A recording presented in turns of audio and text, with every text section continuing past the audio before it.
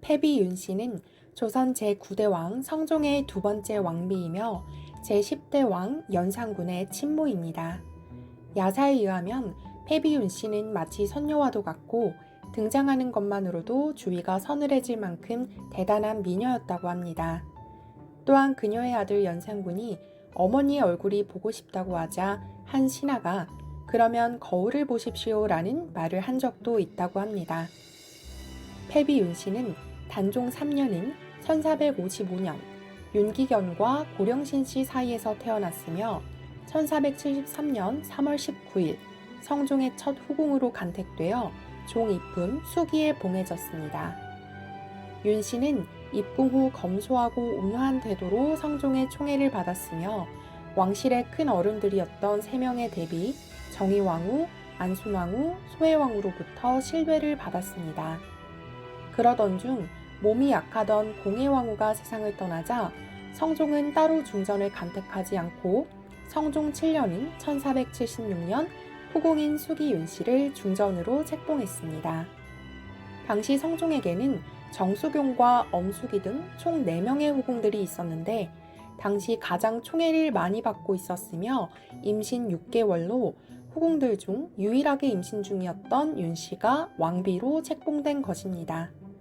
그리고 마침내 왕비가 된 윤씨는 1476년 11월 아들을 낳는데 그 아이가 바로 성종의 적장자이자 훗날의 연산군입니다. 하지만 윤씨가 중전이 되고 1년도 채 지나지 않아 부부간에 불화가 발생하는데요. 성종 8년인 1477년에는 성종이 중전 윤씨의 방에 갔다가 주술을 써놓은 방향서와 비상이 묻은 곶감을 발견하면서 부부관계가 파탄이 나게 됩니다.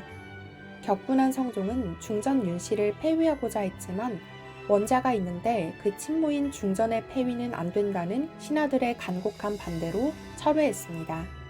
결국 성종은 방향서와 비상을 반입한 나인 삼월과 사비에게만 죄를 물어 삼월을 교수형에 처하고 사비를 장형 100대를 때린 후 변방에 관비로 보내는 처벌을 내리는 것으로 사건을 매듭지었습니다.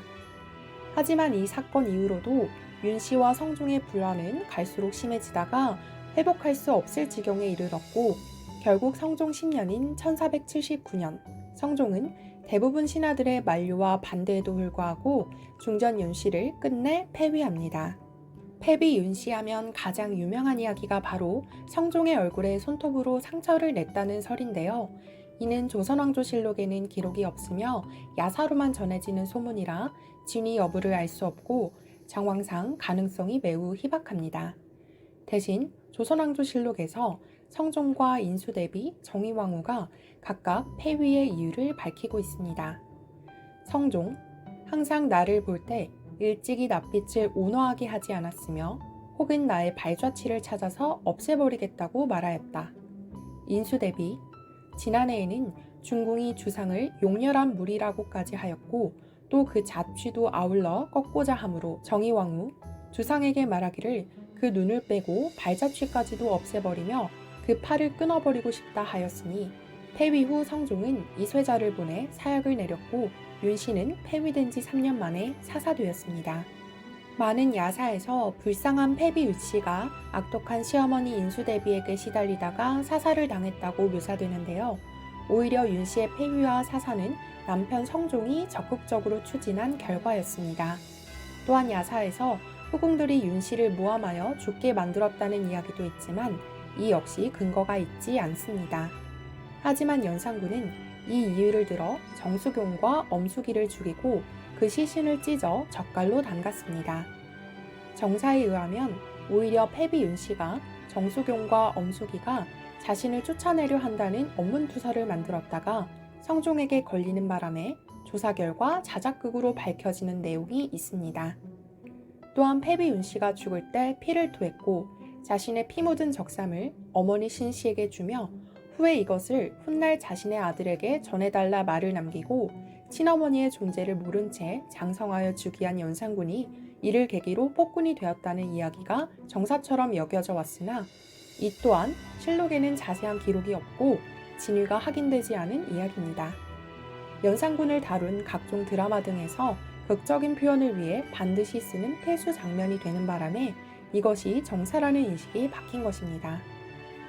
사실 원래 윤 씨는 연산군을 낳기 전까지는 선량하고 예의 바르며 검소한 성품으로 칭송받던 인물이었다고 합니다.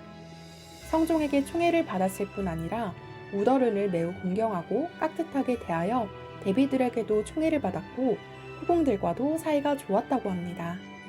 하지만 중전에 책봉되어 원자를 출산한 후부터 행동이 달라지더니 겸손이나 예의는 어디에도 없고 언행까지 극단적으로 변해버린 것입니다. 이와 관련해서는 패비 윤 씨가 연산군을 낳은 후 급격하게 성격이 변한 원인이 산후 우울증이 아닐까라는 주장이 있습니다. 만약 정신질환이 맞다면 그 중에서도 경계선 성격장애가 아니냐는 추측이 있는데요.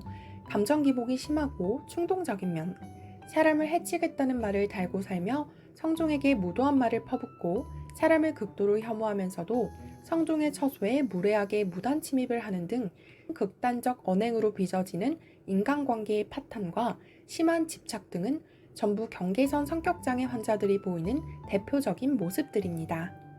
아들 연산군 역시 경계선 성격장애 환자라는 추측이 있는데요. 만일 윤 씨가 경계선 성격장애 조현병 환자가 맞다면 아들인 연산군도 이를 물려받았을 가능성이 제기됩니다. 오늘은 현모양처로 후궁에서 왕비가 되며 신분 상승을 이루고 아들까지 낳으며 승승장구할 일만 남았으나 한순간에 돌변해버리며 자신의 앞날을 모두 망쳐버린 패비 윤 씨에 대해 정리해보았습니다. 오늘 영상이 좋으셨다면 좋아요, 구독, 댓글 꼭 부탁드립니다. 영상을 만드는데 정말 큰 힘이 됩니다. 감사합니다.